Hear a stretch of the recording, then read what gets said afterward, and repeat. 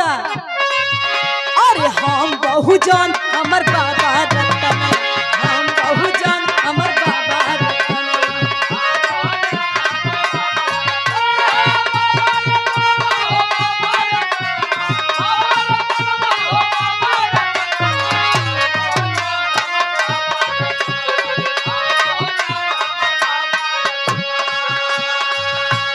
जही लिखल भारत के सुंदर विधान, जही लिखल भारत के सुंदर विधान, हम बहुजन हमर बाबा रतन, हम बहुजन हमर बाबा रतन।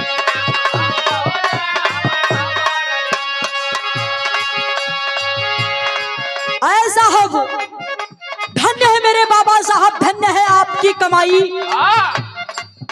जिस तालाब में कुत्ता बिल्ली पानी पिया करते थे, उस तालाब में हम इंसानों को पानी पीने के लिए अधिकार नहीं था। आज बाबा साहब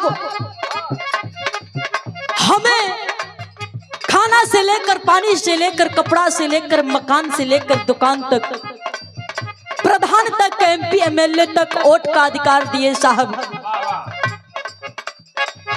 आज जिस तालाब में हम आप लोग पानी नहीं पी पाते थे, आज वही तालाब हमारे बाबा साहब के पैरों के नीचे है साहब।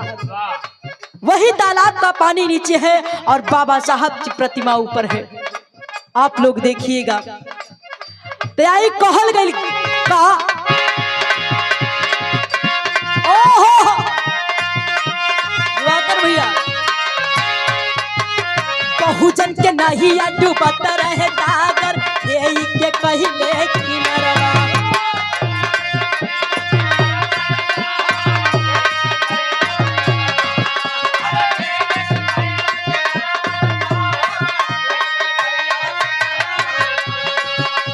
नीति मनुआ दीवानी चलत रहे नीतिया, केहू नहीं रहुए सहरवा।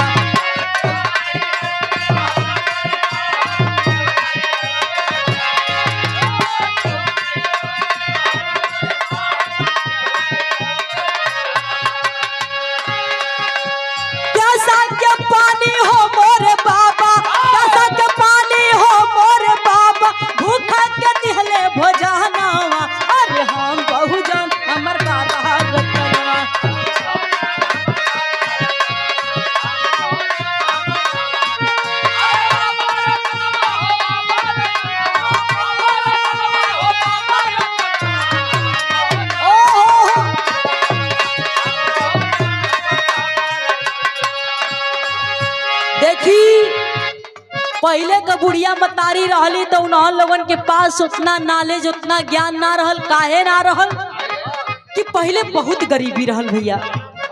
पहले इतना गरीबी रहल कि खाए पी ना सब पावे, खाना ना मिले,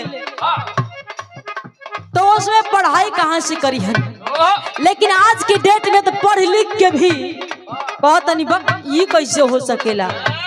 ये भगवान का देन है कि पेट में लड़का 9 महीना रह जाला, ना तो लड़कवा रह पावत, वो जियत कैसे पेटवा में। तो हम कहत है कि अगर भगवान का देन रह तो बहुत जरूरी ना है कि शरीर रहे के चाहे, भगवान वो तरह पैदा कर देता। हाँ, इस शरीर का कौन जरूरत पड़त। तो ये लोगन आज के डेट में जीवतिया माई भूखैली।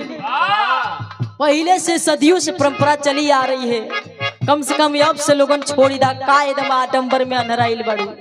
अरे जौन 2-4 पैसा तौर त्योहार में लगाओ तो वो पैसवा के बचा के अपने बचवन के पढ़ो तू, लिखो तू। अच्छा कहो हमरे मतारी बहन लोगन ये देखा झूठ बोलत हमें सही बोलत हमें, आप लोग बतैबू तो हम लोगन के खैले का स्वाद रहेला भूखैलू। सही बात है कि गलत? हाँ, वही बाने लेडुई मिल जाला, वही बाने सेव मिल जाला, वही बाने केला मिल जाला। तई लोगन खर जीवतिया भूखनी देखी इन्हां लोगन का मानसिकता। ई लोग खर जीवतिया भूखनी अपने बड़का बेटवा के जान के रक्षा खातिर, छोटका का चिंता ना है। जोन पहिलका जेठ लड़का है, जोन पहिला ओकरे जान के रक्षा करे खातिर खर जीवतिया भूखली। एक दिन पहले आपस में संगठन बना लिया कि ये सखी पर साल गई रहली ना, तो हो सखी कदुअरवा बड़ा कम रहल, भीड़ ना लग पोल, गोठ ना सही से लग पोल। तो ये सखी आज के डेट में जेकर दुआर तनी बड़ियार होई वही के चल के गोठ लगावल जाई, आ शिवा माई जीवतिया माई के व्रत कइल जाई। साँझ हो गई जैसे मालूम देला कि बाग बगीचा में लिली गाय बेचारी मुंह कुल और कैले रही, जो पिछवाड़ा रही एक और कैले रही। अब पूरा घोरमिया के पूरा गोल खा लगा के बैठल नहीं, वही तरह लोगन बैठ जाइ हो, गोठ लगाए ली हो, खिस्सा कहानी होत रही, गीत गावत रही हो। और जैसे ही तनी लेड़ुई में से, तनी सेब में से, तनी केला में से, तनी चन्ना, जब टुंगिया लगनी गिरावे, तबले उनके ख्याल पड़ल किया ये बहिनी ये फलानी दौड़िया घरवा दूधवा तक घर में भुला गईली।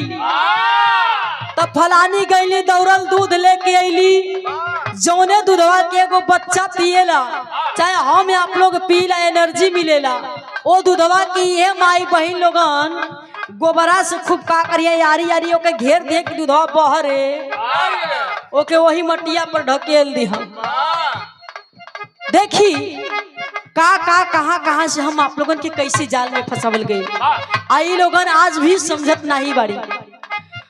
ओ दूध के माटी में गिरा दी हम, जौने सिंदूर के माथे पर रखेली कि हमार पति परमेश्वर हम, ये हमार भगवान हम, सबसे ऊंचा स्थान देली।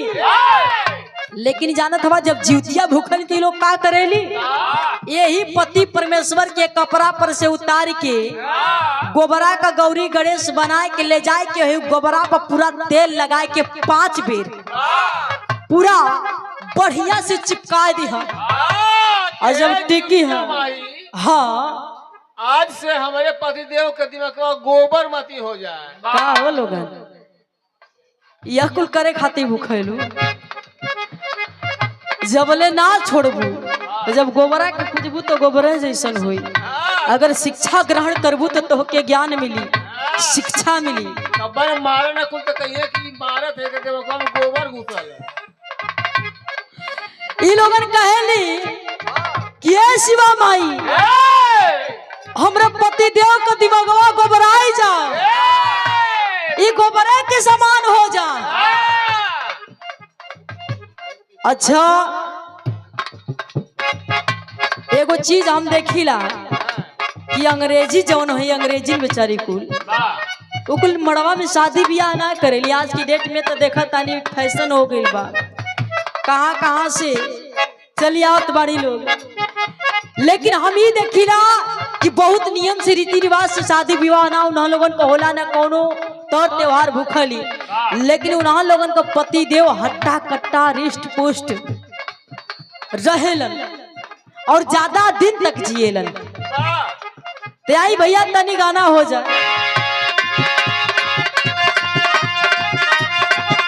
क्या बात है, रहिया चलल दुश्वार रहे भाई, लागे न केहू के परछाई, आए लागे न केहू के परछाई मोरे साए।